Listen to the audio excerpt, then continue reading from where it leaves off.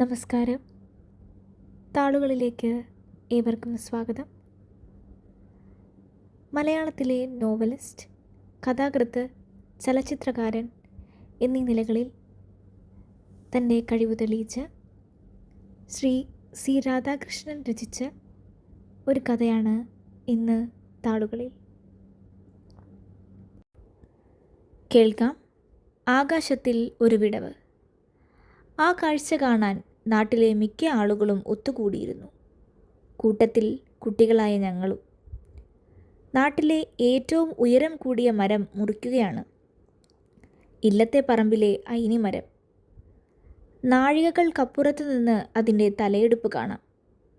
അത്ര ദൂരെ നിന്ന് അത്ര ഉയരത്തിൽ കാണാവുന്നത് ഓട്ടുകമ്പനിയുടെ പുകക്കുഴൽ മാത്രമാണ്. വേറെ ചിരപുരാതനമായ വൃക്ഷം.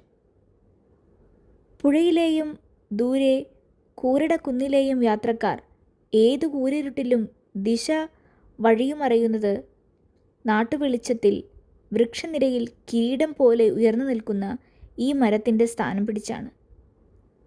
ഭാരിച്ച ചുമടേറ്റി നിൽക്കുന്ന ആളുകളുടെ ചുമരിൻ്റെ വളവ് പോലെ ഒരു നേരിയ കുനിവുണ്ട് ഏറ്റവും മുകളിൽ. വലിയ കടവണ്ണമൊന്നുമില്ല. ഒരാൾക്ക് പിടിച്ചാൽ പിടിയെത്തുകയില്ലെങ്കിലും രണ്ടാൾ വേണ്ടതാനും. കടയൊരു പൊത്തായിരുന്നു. അത് എത്രത്തോളം മുകളിലേക്കുണ്ടെന്ന് ആർക്കും അറിഞ്ഞുകൂടാ. അതിനകത്ത് പലതരം ജീവികൾ കൂടുകെട്ടി താമസിച്ചിരുന്നു. പിന്നെയും മുകളിൽ കടവാതിലുകൾ തൂങ്ങിക്കിടക്കുന്നു, ഈറൻ ശീലക്കുടകൾ മാതിരി.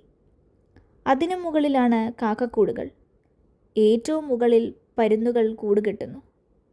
ഏറ്റവും മുകളിലെ ഒരു ചില്ലയിൽ ഇലകൾക്ക് മുകളിൽ വൈകുന്നേരങ്ങളിൽ ഒരു കൃഷ്ണപ്പരുന്തിരുന്ന് ആടാറുണ്ട്.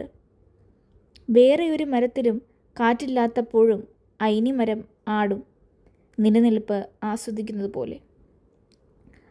അത് മുറിക്കുന്നുവെന്ന് കേട്ടു തുടങ്ങിയിട്ട് കുറച്ചു കാലമായിരുന്നു.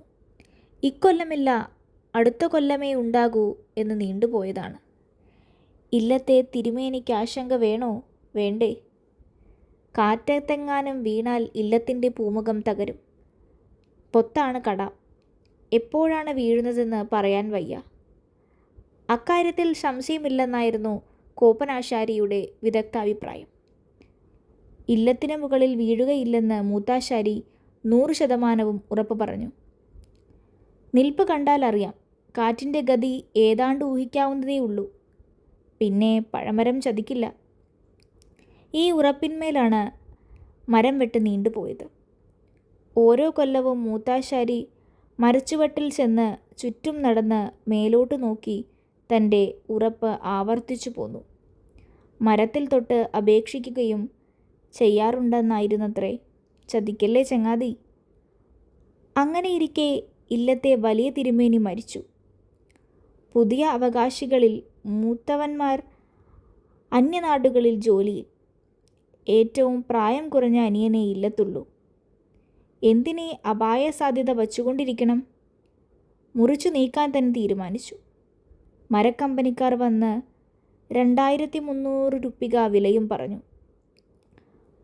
35 കൊല്ലം മുമ്പ് 2300 റുപ്പിക വലിയ തുകയായിരുന്നല്ലോ. കച്ചവടം മുറച്ചു. മുറിക്കാൻ ഞങ്ങൾ ആളെ കൊണ്ടുവരണോ? നാട്ടിൽ ആരെങ്കിലും ഉണ്ടാകുമോ എന്നായി കമ്പനിക്കാരുടെ ചോദ്യം. മൂത്താശാരിക്ക് ആളുപോയി.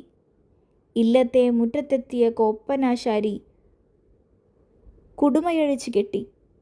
തോർത്ത് കക്ഷത്തടക്കി മുറ പോലെ ഓച്ചാനിച്ചു നിന്നു.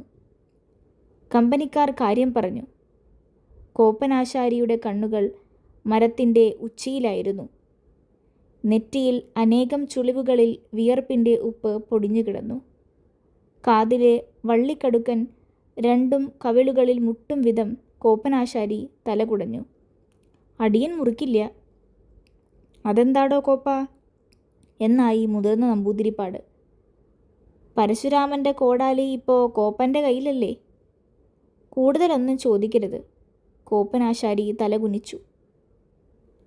ഈ മരം അടിയൻ മുറിക്കില്ല. നമ്പൂതിരിപ്പാട് ചിരിച്ചു. എന്നാൽ വേണ്ട. മരം ഏതായാലും വിറ്റു. മുറിക്കുകയും ചെയ്യും. 4 കാശ് കോപ്പന കിട്ടണേലെന്ന് വിചാരിച്ചു. വേണ്ടെങ്കിൽ വേണ്ട. ഒരു കാര്യമുണ്ട്, കോപ്പനാശാരി യാത്ര പറഞ്ഞു. ആര് മുറിച്ചാലും ആ മരം മുറിക്കുമ്പോൾ സൂക്ഷിക്കണം. ലോറിയിലാണ് മരപ്പണിക്കാർ വന്നത്, 5-6 പേർ. പല വലുപ്പത്തിലുള്ള മഴു, കോടാലി, വെട്ടുകത്തി എല്ലാം ഊട്ടിയെടുത്തു. അങ്ങനെ അത്ഭുതപ്പെടുത്തിയത് ഞങ്ങൾ ആരും അന്നേ വരെ കാണാത്തത്ര വണ്ണമുള്ള കമ്പക്കയറിൻ്റെ വലിയ ചുരുളായിരുന്നു. 3 പേർ താങ്ങിയാണ് ആ ചുരുൾ ലോറിയിൽ നിന്നിറക്കി വെച്ചത്. നമ്പൂതിരിപ്പാട് മരച്ചുവട്ടിൽ വന്നു. ഒരു കാര്യമുണ്ട്, മറ്റ് വൃക്ഷങ്ങളൊന്നും കേടുപറ്റരുത്. മരം കടമുറിഞ്ഞ് വീണത് ഇല്ലത്തിൻ്റെ മുകളിലാവാനും പാടില്ല. വെട്ടുകാർ ഉടുപ്പ് മാറ്റി മരക്കറ പൂണ്ട തോർത്തുകളെടുത്തെടുത്ത് തയ്യാറായി. കമ്പക്കയറിൻ്റെ ഒരറ്റം സ്വന്തം അരയിൽ ചുറ്റി ഒരാൾ മരത്തിൽ കയറാൻ തുടങ്ങി. ചുമലിൽ കോടാലി. വെട്ടുകാരുടെ മൂപ്പൻ താഴെ നിന്ന് നിർദ്ദേശങ്ങൾ കൊടുത്തു. അതാ ആ കൗളിയുമ ചവിട്ടിക്കോ, 3-ാമത്തെ വളവിൽ കയറ് കെട്ടണം. മറ്റു 2 പേർ കമ്പയുടെ ചുരുളഴിച്ച് ഉയർത്തി കൊടുത്തുകൊണ്ടിരുന്നു. പലതരം പക്ഷികളും ജീവികളും മരത്തിൽ നിന്ന് പറന്നും ചാടിയും രക്ഷപ്പെട്ടുകൊണ്ടിരുന്നു. മരത്തിൻ്റെ കടയിലെ പൊത്തിൽ മണ്ണെണ്ണ തുള്ളി തിരുകി തീ കൊളുത്തുമ്പോഴാണ് മൂത്താശാരി വന്നത്.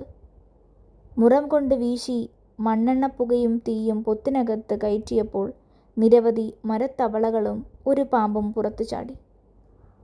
മരത്തവളകളെ ആരും ഒന്നും ചെയ്തില്ല. പാമ്പിനെ ഓടിയെത്തി തല്ലിക്കൊന്നു. മൂപ്പൻ പറഞ്ഞു, വിതൂട്, അതിൻ്റെ എണ കാണണം. എത്ര പുകയൂതിയിട്ടും മറ്റൊന്നും പുറത്തു ചാടിയില്ല. ഉറക്കമുണർന്ന കടവാതിലുകൾ വട്ടമിട്ട് കരഞ്ഞു പറക്കാൻ തുടങ്ങി. കൃഷ്ണപ്പരുന്ത് കൃഷ്ണ എന്ന് കരഞ്ഞുകൊണ്ട് എല്ലാറ്റിനും മുകളിൽ വട്ടമിട്ടു. മൂത്താശാരി മൗനിയായി എല്ലാം കണ്ടുനിന്നു. കുട്ടികളായ ഞങ്ങളെ മുതിർന്നവർ ആട്ടിയകറ്റി. ദൂരെ ചെന്ന് നിൽക്കണം എല്ലാവരും, കോപ്പനാശാരി വിളിച്ചു. കുട്ടികളൊക്കെ ഇങ്ങോട്ട് പോരിൻ. മരത്തിൻ്റെ കടയുടെ 10 ചുവട് മാത്രം ദൂരെയാണ് കോപ്പനാശാരി നിൽക്കുന്നത്. പ്രായമുള്ളവരിൽ ആരോ ചൊടിച്ചു, കോപ്പന് അത്തും പുത്തും ആയോ? എവിടേക്കാ കുട്ടികളെ വിളിക്കണത്? മരത്തിൻ്റെ കടക്കിലോ? നല്ല പൂരം. ഞങ്ങൾ ആട്ടിയകറ്റപ്പെട്ടു. ഒക്കെ പോവിൻ, ദൂരെ പോവിൻ. മരം ചെറിയ തുണ്ടുകളായി അറുത്തറുത്ത് വീഴ്ത്താനായിരുന്നു പദ്ധതി. നെടുനീളത്തിൽ വീണാൽ പൊഴിഞ്ഞും പൊട്ടിയും പോകും, പണിത്തരത്തിന് കൊള്ളാതാകും. പാതിയിലേറെയും തുണ്ടുകളാക്കി വീഴ്ത്തിയാൽ കടമുറി മാത്രം വെട്ടി വീഴ്ത്തിയാൽ മതി. കമ്പക്കയറിൻ്റെ ഭാരം ആദ്യം കയറിയ ആൾക്ക് താങ്ങാനാവാതെ വന്നപ്പോൾ 2ാമതൊരാൾ കൂടി കയറി, പിന്നെ 3ാമൻ.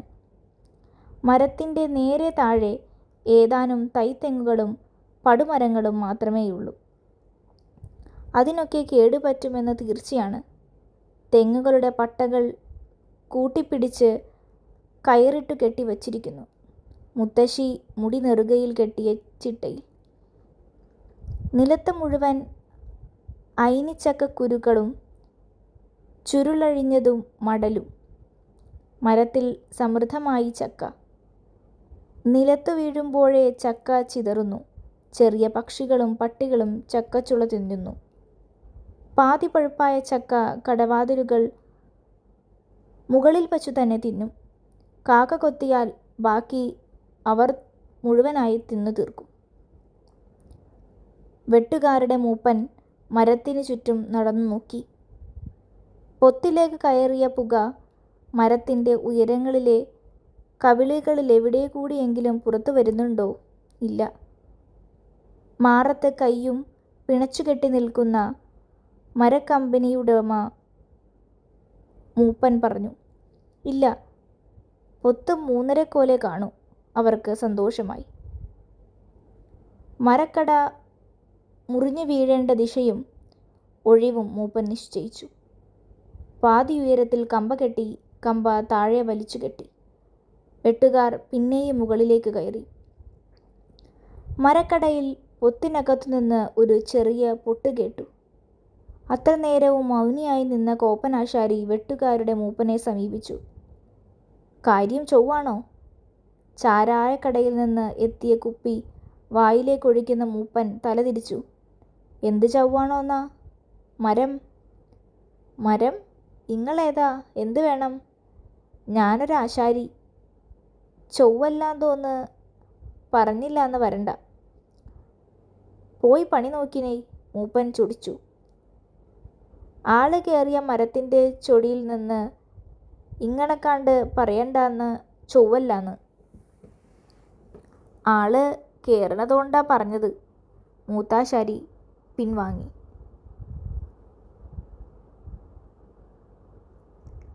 മരത്തിലേക്ക് കയറിയവർ ഒരു താക്കീതും കൊടുത്തു. കൊളർക്കണേ മക്കളെ. മൂത്താശാരി പിന്നെ പോയത് നമ്പൂതിരിപ്പാടിൻ്റെ അരികിലേക്കാണ്. അങ്ങു മാറി മുറ്റത്ത് നിന്ന് കാഴ്ച കാണുകയായിരുന്നു നമ്പൂതിരിപ്പാട്. എന്താ കോപ്പാ? ആപത്തുണ്ടാവും. എന്താപത്ത്?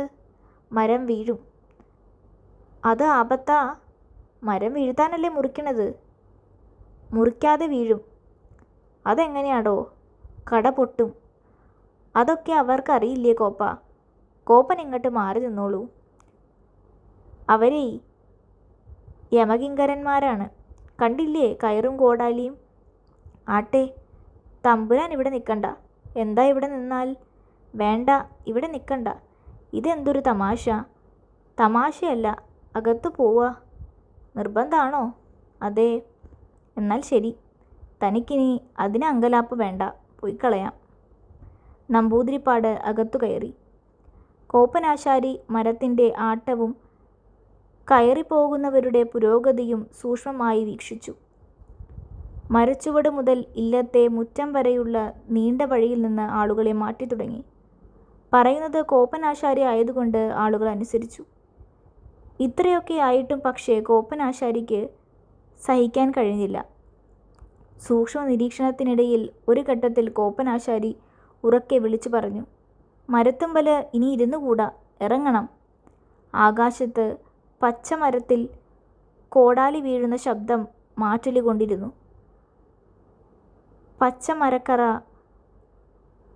പച്ചമരക്കറയുടെ മണം വായുവിൽ തങ്ങി നിന്നു. ഉണക്കക്കമ്പുകളും പക്ഷിക്കൂടുകളും പച്ചിലകളും ഉതിർന്നു വീഴാൻ തുടങ്ങി. കോപ്പനാശാരിയുടെ നിലവിളി കേട്ട് മൂപ്പൻ നിരാശയോടെ തല തിരിച്ചു. ഇയാളൊരു തൊന്തരവായല്ലോ. കേട്ടവരിൽ ചിലർ ചിരിച്ചു. കാരണമുണ്ട്. കോപ്പനാശാരിക്ക് പൊട്ടനാശാരി എന്നൊരു പേര് ഉണ്ടായിരുന്നു.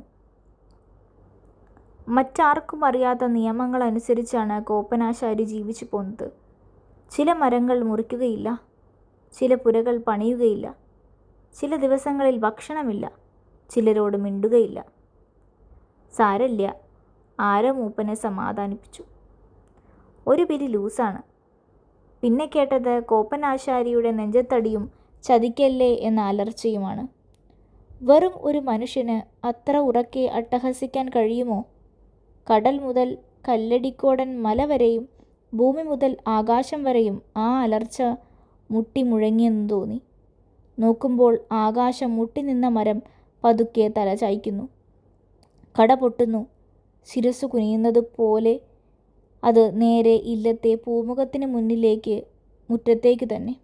ശിവ, പിന്നീടുണ്ടായ ബഹളം എന്തു പറയാൻ? തെങ്ങിൻ തൈകൾക്കിടയിലൂടെ കുളത്തിന് വിലങ്ങായി ഒരു ചെടിക്ക് പോലും കേടുണ്ടാവാതെ കമ്പക്കയററുത്ത് മരം അലച്ചു ചീറി വീണു. മരത്തിൽ കയറിയ 3 പേരും തെറിച്ചു വീണത് കുളത്തിലെ കുഴമ്പുചേറിൽ. 2 പേർ സ്വന്തം നീന്തിക്കയറി. ഒരാൾ കുളത്തിൽ കിടന്ന് കരയാൻ തുടങ്ങി. വലിച്ചു കയറ്റി നോക്കിയപ്പോൾ തുടയെല്ല് പൊട്ടിയിരിക്കുന്നു. മരം 100 നുറുങ്ങിപ്പോയി. പൊടി തുളയായി എന്ന് പറയുന്നതാകും കൂടുതൽ ശരി. വെട്ടിക്കീറിയതുപോലുള്ള വിറകുതുണ്ടുകൾ. പൊടിയ കടയിലെ പൊത്തിൽ മുട്ട വിരിയാൻ അടയിരുന്ന പാമ്പും ചത്തുകിടന്നു. മാമാമുഖം കഴിഞ്ഞ് തിരികെ പോരുന്ന ഞങ്ങൾ കുട്ടികൾ വയലിലിറങ്ങി തിരിഞ്ഞു നോക്കി. ആകാശത്തിൽ ഒരു ഒഴിവ്. പിറ്റേന്ന് അത്ഭുതകരമായ മറ്റൊരു സംഭവമുണ്ടായി. കോപ്പനാശാരി അമ്പലനടയിൽ ചെന്ന് ഉളിവെച്ച് തൊഴിലുപേക്ഷിച്ചു. വിറകു പെറുക്കി വിറ്റാണ് കോപ്പനാശാരി പിന്നെയും 5 കൊല്ലം മരിക്കുവോളം കഴിഞ്ഞത്. പ്രായമായ മക്കൾ നല്ല മരപ്പണിക്കാരായി. ഒരു ബുദ്ധിമുട്ടുമുണ്ടായിരുന്നില്ല. പക്ഷേ മൂത്താശാരി അന്തിയോളം കാട്ടിലും മേട്ടിലും പുഴയിലും ചുള്ളിവിറക് പെറുക്കി നാട്ടിൽ ഏതു വീടിന് കുറ്റിയടിക്കുമ്പോഴും കട്ടിള വയ്ക്കുമ്പോഴും ഉത്തരം വയ്ക്കുമ്പോഴും മോന്തായം മൂടുമ്പോഴും ഏതു വീട്ടിൽ കുടിയിരിപ്പ് നടക്കുമ്പോഴും മൂത്താശാരിയെ ക്ഷണിച്ച് ഭക്ഷണം കൊടുക്കുക പതിവായി. ഒറ്റമുണ്ടും നീണ്ടു വളർന്ന താടിയുമായി മൂത്താശാരി ഒരു അവധൂതനെപ്പോലെ നാട്ടിൽ നടന്നു.